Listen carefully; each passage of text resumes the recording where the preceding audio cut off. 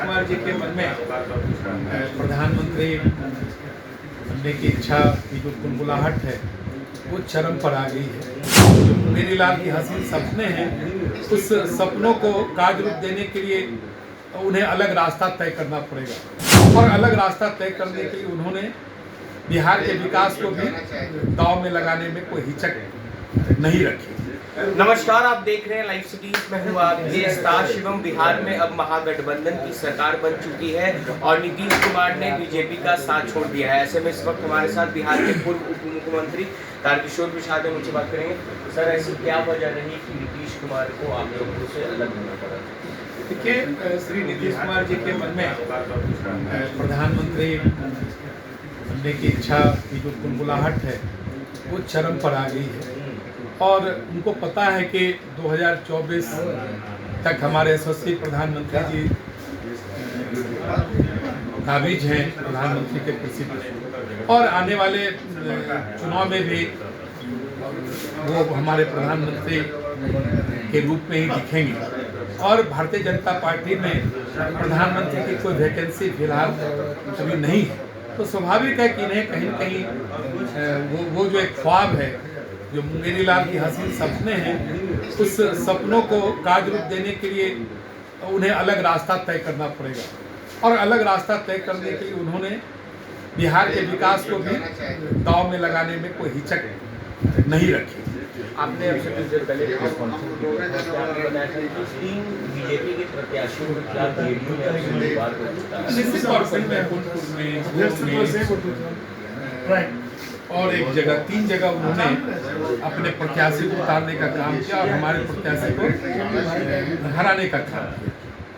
रिंकी पांडे जी को हराने का काम किया, मिथिलेश तिवारी जी को हराने का काम किया, मनोज शर्मा जी को हराने का काम किया और जिन्होंने हराने का काम किया वो तीनों आज जनता दल यूनाइटेड में पदाधिकारी हैं।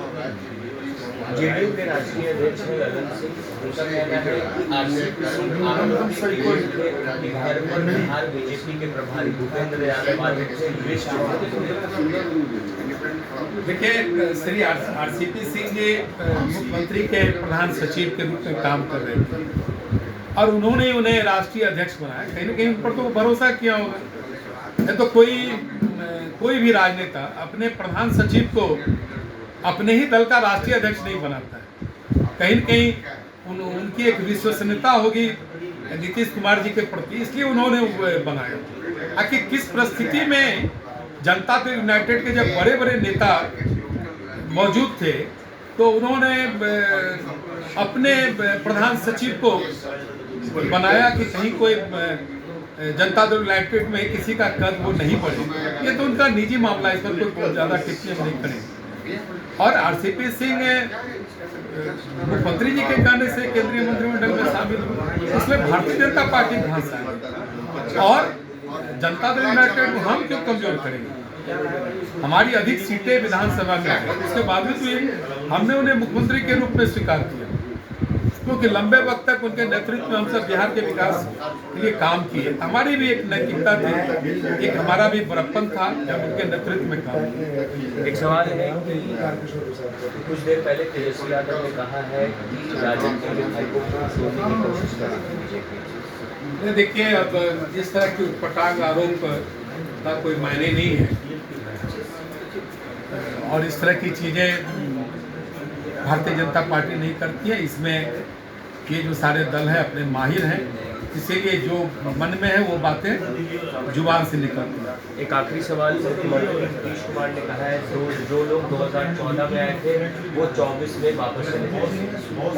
देखिए, उनके इस तरह की टिप्पणी से भारत के यशस्वी प्रधानमंत्री श्री नरेंद्र मोदी जी के राजनीतिक सेहत पर, इस देश पर कोई फर्क नहीं पड़ता है।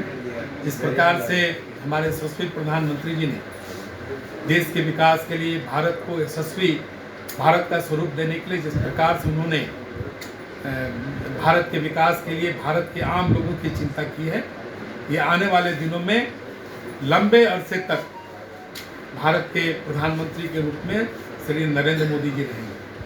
तो चलिए, ये थे हमारे साथ बिहार के पूर्व उप मुख्यमंत्री तारकिशोर प्रसाद, जिन्होंने सभी सवालों का जवाब दिया है और साफ तौर पे कहा है कि आने वाले वक्त में बिहार की जनता मुख्यमंत्री नीतीश कुमार हिंदुस्तान से दिखाएगी। और आप लोग बने रहे हमारे जी साथ। हिंदुस्तान से, अगर आपने दिल्ली से। हमारे चैनल को सब्सक्राइब नहीं किया है तो जल्द से जल्द सब्सक्राइब करिए। धन्यवाद।